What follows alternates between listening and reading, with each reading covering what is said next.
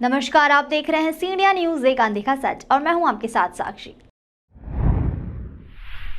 Bharatiya Janata party के राष्ट्रीय महासचिव कैलाश विजयवर्गीय द्वारा अपनी पुश्तैनी दुकान पर धनतेरस पर बैठकर ग्राहकों को सम्मान दिया गया। इस दौरान बीजेपी के राष्ट्रीय महासचिव कैलाश विजयवर्गीय ने दीपावली पर्व पर देश में छाए उल्लास को लेकर प्रधानमंत्री नरेंद्र मोदी की जमकर तारीफ की। विजयवर्गीय ने कहा कि जहां पूरा विश्व मंदी से गुजर रहा है, वहीं दीपावली पर्व पर देश में बड़ी रौनक नजर आ रही है। यह सब प्रधानमंत्री नरेंद्र मोदी की जन कल्याणकारी योजनाओं के कारण ही संभव हो पाया है। वर्ल्ड कप में भारत पाकिस्तान क्रिकेट मैच को लेकर कहा कि खेल को खेल की भावना से देखना चाहिए।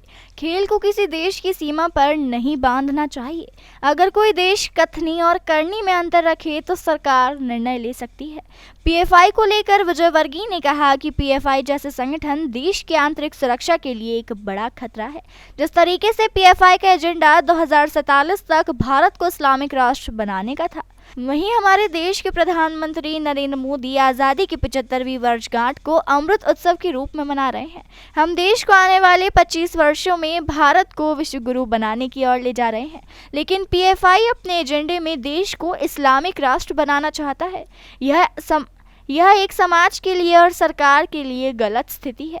मैं धन्यवाद देता हूं प्रधानमंत्री नरेंद्र मोदी को व गृह मंत्री अमित शाह को, जिन्होंने पीएफआई जैसे संगठन पर बैन लगाकर उनके छुपे कार्यकर्ताओं को सलाखों तक पहुंचाने का काम किया। देखिए, पीएफआई जैसे संगठन इस देश के अंदर देश की आंतरिक सुरक्षा के लिए बहुत खतरा है। और जिस तरीके से पीएफआई का पूरा एजेंडा देखा है, जिन्होंने हमारे देश के प्रधानमंत्री ने आज़ादी का अमृत महोत्सव बनाया, और अभी जो समय चल रहा है वो अमृत काल का है कि हम आने वाले इन 25 वर्षों में देश को इतना आगे ले जाएं कि हमारा जो सपना है कि हम भारत को विश्व गुरु बनाएं, ऐसा देश बनाएं। पर पीएफआई ने अपने एजेंडे में लिख रखा है कि 2047 तक इस देश को इस्लामिक स्टेट बनाना। मैं समझता हूँ ये एक समाज के लिए भी और सरकारों के लिए भी अलार्मिंग स्थिति है, और ऐसे संगठन के खिलाफ सख्त से सख्त कार्रवाई करना चाहिए। और मैं धन्यवाद देना चाहता हूँ देश के प्रधानमंत्री और गृह मंत्री अमित शाह जी को, जिन्होंने पीएफआई पे प्रतिबंध भी लगाया, और उनकी हिडन एजेंडा है और हिडन जितने कार्यकर्ता है उनको खोजने का एनआईए प्रयास भी कर रही है। 2024 लोकसभा चुनाव को लेकर उन्होंने कहा कि देश में ऐसा कोई नेता नहीं है जो प्रधानमंत्री नरेंद्र मोदी की राजनीतिक ऊंचाई को छू सके।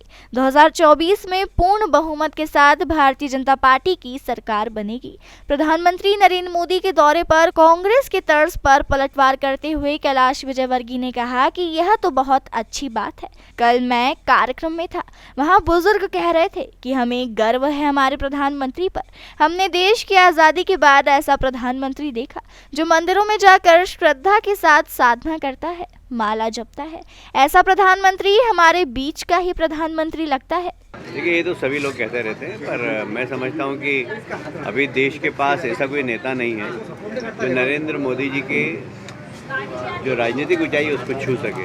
इसलिए 2024 में फिर से भारतीय जनता पार्टी की सरकार बनेगी, और बहुत बहुमत के साथ। नहीं, ये तो बहुत अच्छी बात है। मैं तो समझता हूँ कि कल ही मैं कहीं पर था और वहाँ लोग कह रहे थे कि हमें गर्व है हमारे प्रधानमंत्री पर। मैं एक सामाजिक कार्यक्रम में था, तो वहाँ बुज़ुर्गों ने कहा कि हमें गर्व है हमारे प्रधानमंत्री पर।